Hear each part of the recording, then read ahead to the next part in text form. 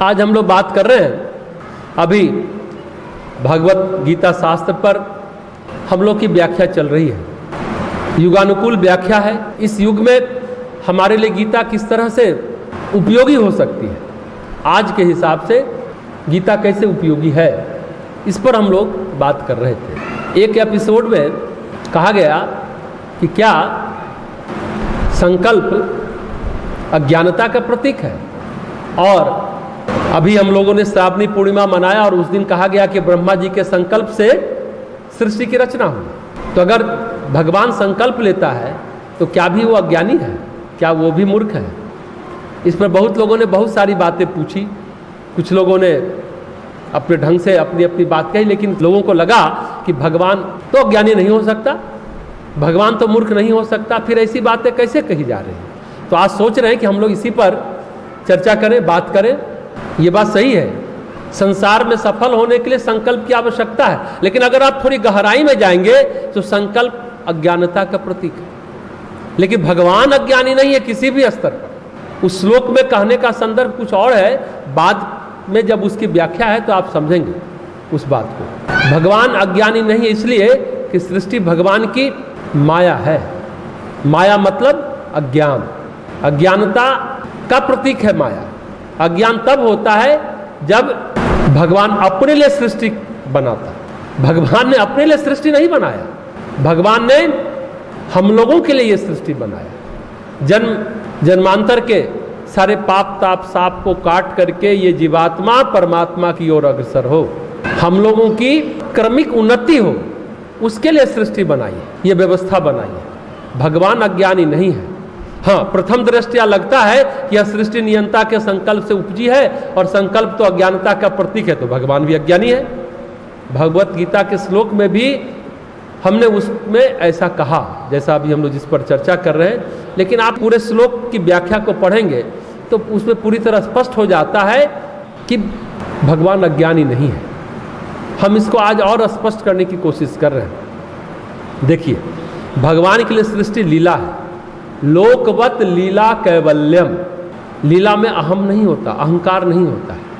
हाँ, मानवीय संकल्प में अहम होता है जो हमें अज्ञानी बनाता है, लेकिन भागवत संकल्प में अहम नहीं होता, अहंकार नहीं होता, इसलिए वे अज्ञानी नहीं है। पतंजलि ने भी कहा अविद्या के बाद अस्मिता, यानी अज्ञान से अहम होता है। ज्ञानियों की दृष्टि में सृष्टि क्या है? माया है, और भगवान की दृष्टि में सृष्टि उनकी लीला है। एक तरह से भगवान की सृष्टि में कोई निहित संकल्प नहीं है। संकल्प में भगवान विविध रूपों में है, इसलिए गीता में कहा भगवान ये नहीं कहते कि हम तुमसे अलग हैं या हम सृष्टि से अलग हैं। सृष्टि जीवों के लिए है, सृष्टि भगवान के लिए नहीं है। सृष्टि का अर्थ क्या है? भेद, मैं और तू, मैं और मेरा, तू और तेरा, यही तो माया है। तुलसीदास भी कहते हैं यही माया है, इसलिए सृष्टि को माया कहा जाता है, क्योंकि इसमें अज्ञान है, पूर्ण ज्ञान नहीं है। अगर हम बहुत सूक्ष्म विचार करें तो सृष्टि स्वतः अभिव्यक्त होती है। परमात्मा मतलब स्वतः सतत विस्तार की बात कहते हैं। इच्छा या संकल्प के कारण नहीं है, वो प्रकृति का कह सकते हैं स्वभाव है, अपने को एक्सपेंड करना, तो विस्तार है। और आम जनों को समझाने के लिए कहा जाता है कि नियंता के संकल्प से यह सृष्टि बनी, और अकेले रहते रहते ब्रह्मा जी बोर होने लगे तो उनको लगा कि एक से अनेक हो जाएं, इच्छा हुई और एक से अनेक हो गए, एको हम बहुत श्यामी। लेकिन सत्य यह है कि ये आम जनों को समझाने की भाषा में ये बात कही गई है, गूढ़ निहितार्थ ये नहीं है, नहीं तो लगा कि हाँ भगवान भी अज्ञानी है। सत्य ये है कि वो अपने आप विस्तार है और ये भगवान की लीला है। तो भगवान अज्ञानी नहीं है, सृष्टि के भेद में अज्ञान है। भगवान की नज़र में उसमें और सृष्टि में कोई भेद नहीं है, अभेद्य है और लीला है, इसलिए भगवान अज्ञानी नहीं है। अज्ञान का मूल अहंकार है, हम ऐसा समझते हैं संसार में, इसलिए संकल्प लेते हैं, और संकल्प गहरे अर्थों में जाए तो वो अज्ञान है, और अज्ञान का मूल अहम है, अहम का मूल अज्ञान है। अगर अहं संकल्प लेता है तो अज्ञान है, लीला में क्या है? देखिए, लीला शब्द को समझते हैं रामलीला, भगवान की लीला, बच्चे लीला कर रहे हैं, कौतुक कर रहे हैं, ये सब बात बोलते हैं।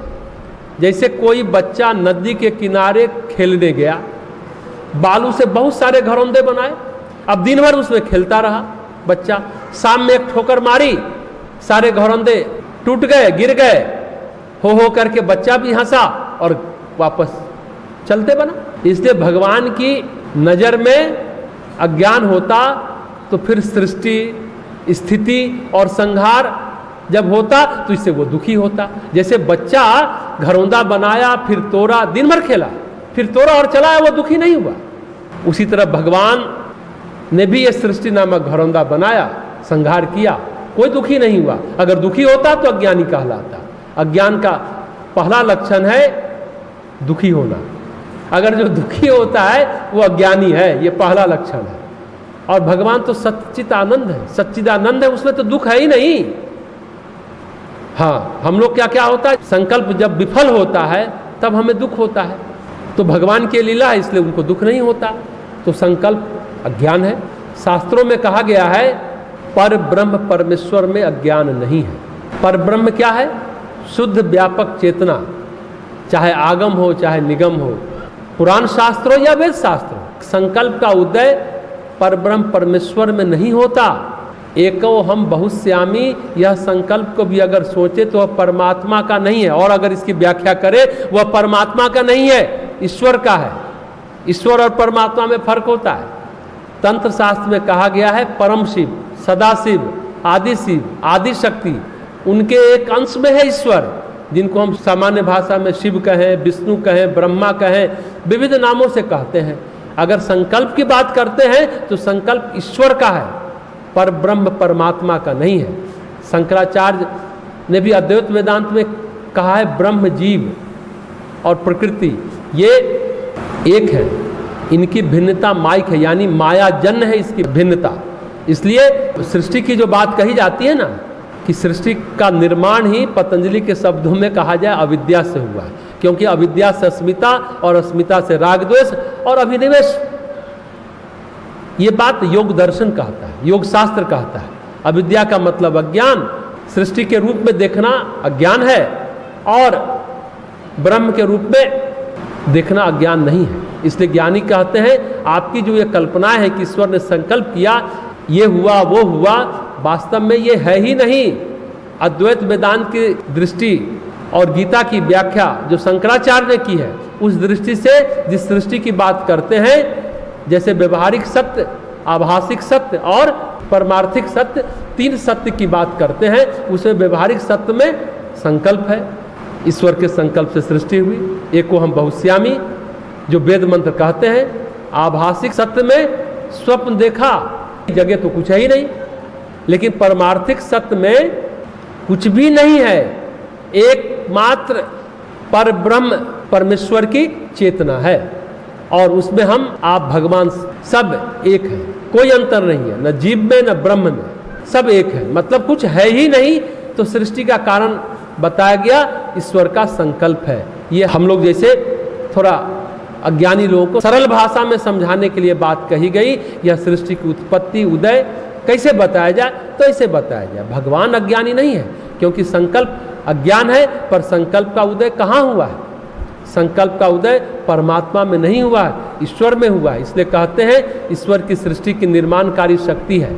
ईश्वर क्या है? जो सृष्टि की निर्माणकारी शक्ति है, उसमें अज्ञान का आवरण है। ज्ञानी जो सब कुछ कार्य करता होता है, जो अपने ऊपर अज्ञान को आरोपित कर लेता है। ईश्वर का अज्ञान भी कह सकते हैं ऐसा ही है, जैसे कि जली हुई रस्सी, जैसी कि दिखने पर किसी को दिखती है पर किसी को बांध नहीं सकती, जली हुई रस्सी। इसलिए पतंजलि परब्रह्म परमात्मा को परिभाषित नहीं करते, वो ईश्वर को परिभाषित करते हैं। तो कहते हैं जिसको क्लेश और कर्म स्पर्श नहीं करते वो है ईश्वर। मतलब ईश्वर सृष्टि की रचना करके उसमें आरोपित अज्ञान तो है, लेकिन कैसा अज्ञान? जैसे नाटक में उस धोबी का रोल कर रहे हैं, हम जानते हैं कि अगर हम धोबी का रोल कर रहे हैं लेकिन हम धोबी नहीं हैं, प्रगाढ़ अनुभूति है कि हम धोबी नहीं है, लेकिन अगर नाटक कर रहे हैं, धोबी का रोल कर रहे हैं, तो धोबी जैसी वेशभूषा वैसी भावभंगिमा बनाते हैं।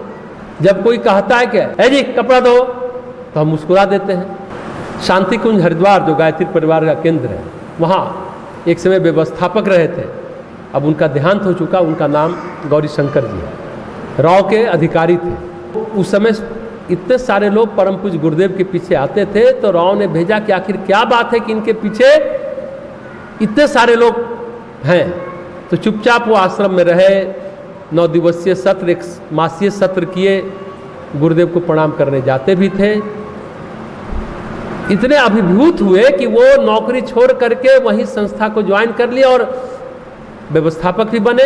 खाना खिलवाना उनका बड़ा प्रिय विषय रहा था, तो सबको खाना भी खिलाते रहते थे। खाना मेस का इंचार्ज वही होते थे। जहाँ भी कोई बड़ा कार्यक्रम भी होता था, तो अगर उनकी ड्यूटी लगती थी तो वो अपना प्रिय कार्यक्रम लेते थे, पसंदीदा, सबको भोजन कराते थे। भोजनालय के इंचार्ज वो बनते थे। तो जब वो नौकरी में थे तो वो बताया करते थे कि उनकी ड्यूटी एक जगह सड़क पर भिखारी बनकर खड़े रहने की लगी। अब कोई जासूसी की बात है, राव के अधिकारी थे तो कुछ भी था, और भिखारी समझकर कुछ लोग गाली भी देते थे, भिखारी समझकर कोई 4-8 आना दे भी देता था, आराम से ले लेते थे। वो जानते थे कि वो अधिकारी हैं राव के, लेकिन भिखारी नहीं है। वो बोलते थे जब दोपहर में भूख लगती थी तो आसपास भी उनके कुछ साथी राव के रहा करते थे सुरक्षा के लिए। अगर कुछ ऐसा आए तो उसको दबोचा जाए, जिस उद्देश्य के लिए, जिस मिशन के लिए वहाँ वो भिखारी का वेश बनाकर रहते थे। तो वे लोग मजाक करते थे जब भूख लगती थी दोपहर में और खाना नहीं देते थे उनके साथी लोग, ऐ भिखारी मांग कर खा। फिर गौरीशंकर भाई साहब बोलते थे, अरे हरामखोरो, मैं भूखा हूं, खाना तो दो। उन लोगों का नाम लेकर के उनको कहते थे, गलियाते थे, तब वो लोग हंसते हुए फिर खाना देते थे। तो सच क्या है? सच यही कि वो भिखारी नहीं थे। बस इसी तरह ईश्वर अपने आप में अज्ञान का आरोपण करता है। वो अज्ञान को स्वीकारता है पर अज्ञानी है नहीं। जैसे जली हुई रस्सी पर हम क्या सोचते हैं, दूर से देखें तो रस्सी सत्य लगती है, हम उस अज्ञान को भी सत्य मानते हैं, इसलिए हम अज्ञानी हैं। ऐसा उस गीता के एपिसोड में हमने कहा।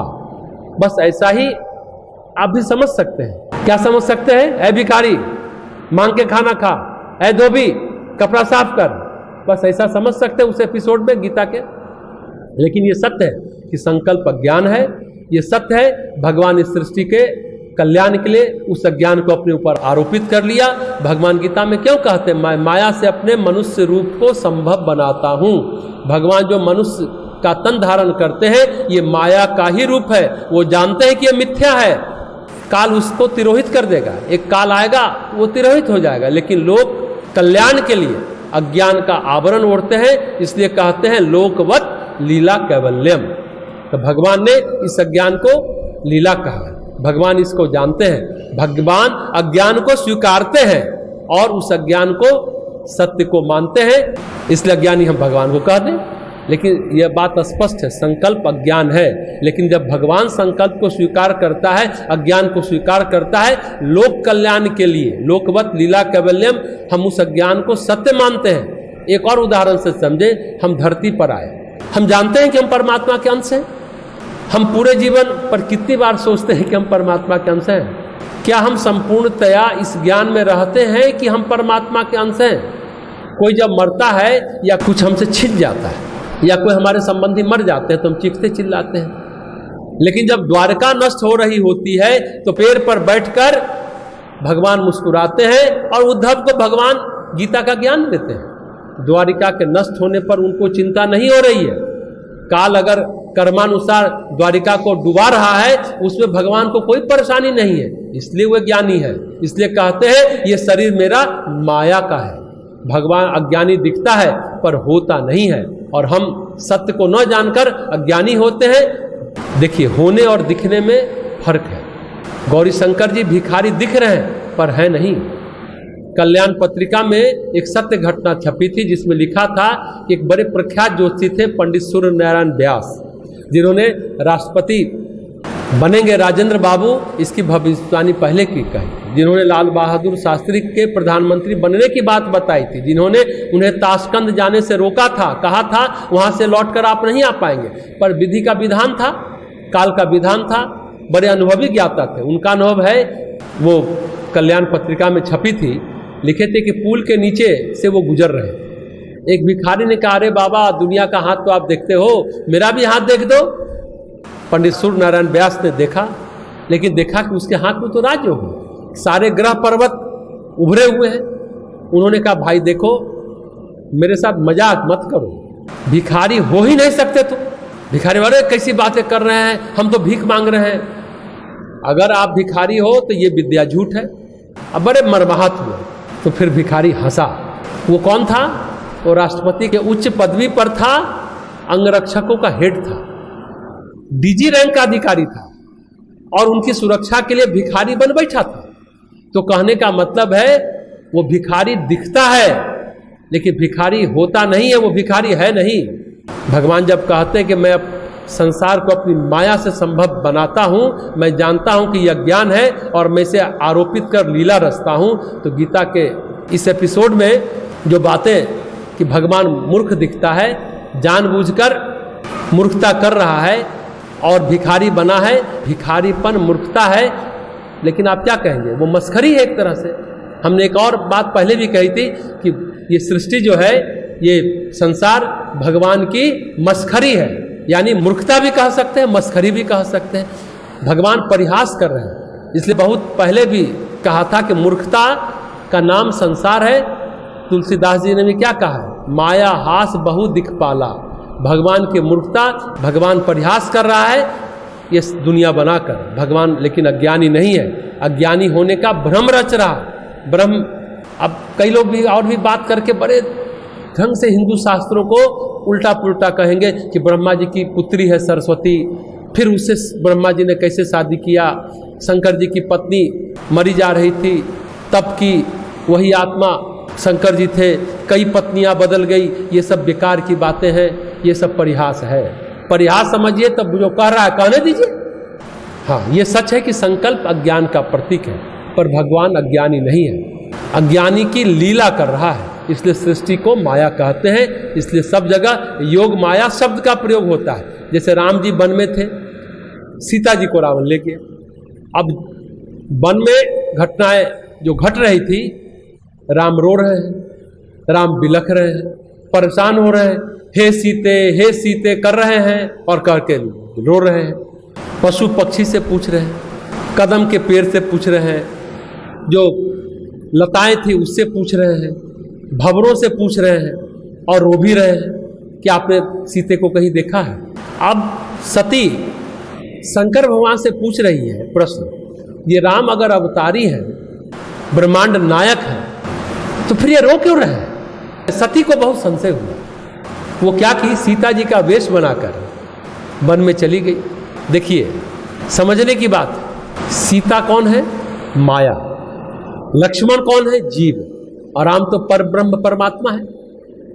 लक्ष्मण नहीं जान पाए कि सीता नहीं है, सती सीता के वेश में है, लक्ष्मण जी नहीं जान पाए, बोले मिल गई, खुशी की बात है, और राम जी को बता रही है, और राम तो लीला कर रहे हैं, लक्ष्मण जी उसको सत्य मान रहे हैं। जैसे जीव भगवान की सृष्टि को सत्य मानकर भगवान को अज्ञानी मानेगा, उसी तरह लक्ष्मण जी सत्य मान रहे हैं, और जिसके स्मरण मात्र से अज्ञान नष्ट हो जाता है वही भगवान है। भगवान की इस माया को कोई सत्य मान ले, राम की साधारण इंसान है और वो रो रहे हैं और सबसे बदहवास पूछ रहे हैं, तुमने मेरी सीता को देखा है? तो जैसे ही राम ने सती को देखा सीता के वेश में, तो सबसे पहले प्रणाम किया और पूछा, शंकर जी कहाँ हैं? आज वन में अकेली अकेली कहाँ घूम रही हैं? अब सती को राम जी के कोमल रहस्यमय वचन सुनकर बहुत संकोच होने लगा। वो परेशान हो गई, डरती हुई चुपचाप शंकर जी के पास लौट गई। तो ये तो नारी का स्वभाव होता है। सती चूंकि संसार मुखी थी, शंकर जी मुस्कुरा रहे हैं, हंस रहे हैं, लेकिन वो तो शंकर मुखी हुई नहीं थी सती, इसलिए सती नष्ट हुई। फिर तपस्या करके पार्वती बनी और फिर शंकर जी की अर्धांगिनी बनने का उनकी पात्रता विकसित हुई। सती को इसलिए नष्ट होना पड़ा क्योंकि वो संसार मुखी थी, भ्रम था, शंका थी, नारी योचित गुण कह सकते हैं ज्यादा आ गया। ये बातें हैं। फिर शंकर जी ने, जैसा कि आप जानते हैं, बोल दिए थे कि आप ऐसा कर रहे हैं, गलत कर रहे हैं, आप फिर मेरे सामने बैठिए, पत्नी का दर्जा नहीं दिया। तो भगवान का चरित्र बड़ा विचित्र है, उसे पहुंचे हुए ज्ञानी जान ही नहीं पाते। जो मंद बुद्धि है, जो मोहवश हृदय में कुछ दूसरों की बात समझते हैं, यानी भगवान जो परम ज्ञानी है उसके हृदय में संकल्प पैदा हो सकता है क्या? विचारने की बात है। वो अज्ञानी हो सकते हैं क्या? सोचने की बात। तो भगवान हमारे लिए संकल्प ले रहे हैं। संकल्प है ही नहीं, दरअसल सृष्टि है ही नहीं। इसी तरह एक शील निधि राजा थे, उनकी पुत्री थी विश्वमोहिनी कुमारी। नारद जी हाथ देखने पहुंच गए, अब विश्वमोहिनी पर मोहित हो गए, फिदा हो गए। स्वयंवर हुआ, सब हुआ, सभी जानते हैं कि उनको नहीं मिली। फिर नारद जी ने भगवान को श्राप दे दिया। भगवान बोले चलो ठीक है, हम तुम्हारा श्राप अंगीकार करते हैं। जब धीरे धीरे नारद का मन ठंडाया और उन्होंने देखा कि अरे तो विश्वमोहिनी है ही नहीं, तो भगवान साक्षात है विश्वमोहिनी के रूप में विष्णु जी। क्योंकि पहले तो बहुत चिल्ला चुके थे, तुम तो खुश हो, तुम तो दो दो शादी कर लिए, हमें शादी करने नहीं देते, इसलिए भगवान को श्राप दे दिया नारद जी। सच ये है कि ये तो सृष्टि है ही नहीं, ये हमें और आपको भासती है। सृष्टि कैसे हुआ, इसका ज्ञान करने के लिए ऋषियों ने कहा ये भागवत संकल्प है। तो भगवान अज्ञानी नहीं है, हम उसको अज्ञानी की तरह देखते हैं, इसलिए ज्ञानी जन संकल्प और सृष्टि दोनों को मिथ्या मानते हैं। इसलिए भगवान के पास न ज्ञान है, न वह सृष्टि का रचयिता है, निर्माता है। जैसे रोटी बनाने के लिए आटा, पानी और आग चाहिए, ये उपादान कारण है, इसलिए कुछ विनिर्मित हुआ। लेकिन इंद्रजाल के लिए कुछ नहीं चाहिए। इंद्रजाल रचा जाता है ना, सम्मोहित कर कुछ भी दिखाया जाता है, पर वास्तविक नहीं होता वो इंद्रजाल में। इस तरह ज्ञानी जन इसको सम्मोहन समझते हैं, सृष्टि को वास्तविक मानते ही नहीं है। हमारी आपके नज़र में सृष्टि है, लेकिन ज्ञानियों के नज़र में नहीं है, सृष्टि माया है। हम लोग की नज़र में वो सत्य है, उनके नज़र में अज्ञान है और संकल्प अज्ञान है। तो भगवान में ये संकल्प उपजा हुआ, उगता हुआ लगता है, पर है नहीं। तो एक बात समझने के लिए हजार पहलू है। गीता में भगवान कहते हैं माया को मैं अधीन कर ये संभव बनाता हूँ। योग ने कहा सृष्टि का मूल कारण अविद्या है, और ये भी कहा अविद्या कभी नष्ट नहीं होती, लुप्त और सुप्त होती है। आप पूछ सकते हैं कि नष्ट क्यों नहीं होती, तो हम पूछते हैं आपसे, खरगोश के सिंग नष्ट किए जा सकते हैं क्या? आप हंसेंगे, अरे खरगोश को तो सिंग ही नहीं होता। तो उसी तरह अज्ञान है, अज्ञान है ही नहीं तो नष्ट कहां से होगा? आंख बंद कर सपना देख लिए, आंख खुल गई तो कुछ होता है क्या? कुछ नहीं होता। इसलिए गीता की व्याख्या में जो हमने कहा वो भी सही है, और आज जो बोल रहे हैं वो भी सही है।